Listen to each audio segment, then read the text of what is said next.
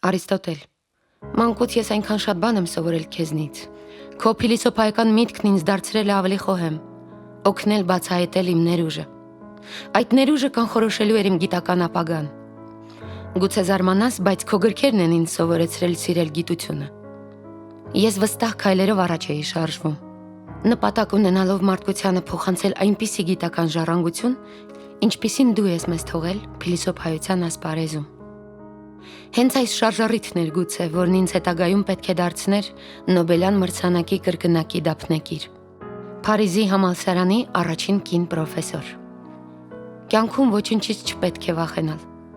պետք է միայն հասկանալ։ Եվ ի վերջո ես մեկն եմ նրանցից, ովքեր մտածում են ինչպես Նոբելը, որ մարդկությունը հայտնագործություններից կարող է քաղել ավելի շատ լավը, քան վատը։ Նորարարությունն ու գիտությունը մարդկության շարժիչ ուժն են։ Միայն դրա շնորհիվ կարելի է առաջընթաց ապրել։ Եվ կանայք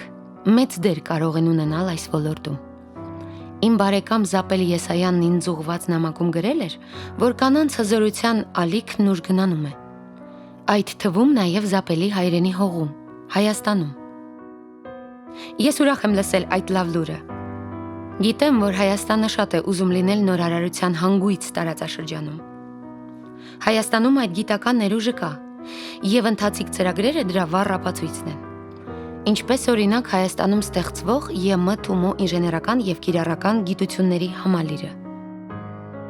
Ես անչափ ուրախ եմ, որ շատ աղջիկներ եւ տղաներ հետևելով իմ օրինակին իրենց նվիրել են գիտությանը եւ ցանկանում են աշխարհը դարձնել ավելի լավը, մարդկության ձեռքբերումներին ավելացնել նորերը։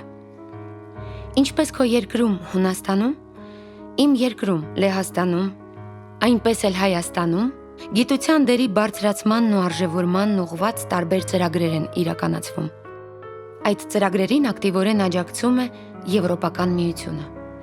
Մենք, որպես Եվրոպայի թիմ, պետք է լինենք Հայաստանի կողքին եւ աջակցենք Հայաստանին կյանքի կոչել նորարարության հանգույց դառնալու իր հավակնոտ ծրագիրը։ Չէ՞ որ միայն համատեղ ուժերով կարելի է գրանցել մեծ արդյունքներ եւ հաստատել այն անհերքելի փաստը, որ մենք ուժեղ ենք միասին։